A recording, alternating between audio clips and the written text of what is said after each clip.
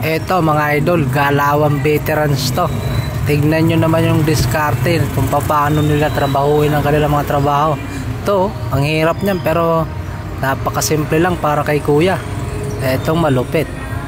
Hinagis yung sako, direkto dun. Diretso pile yan.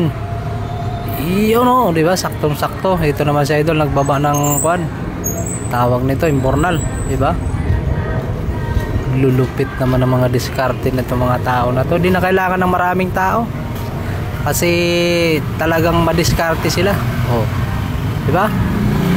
Solid, ayos ang trabaho. Ito matindi. Oh, panoorin nyo. Isang hulog lang na idol nyan, dire-diretso yan.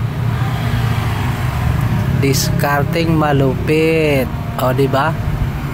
Napakaangas. Solid talaga mga idol.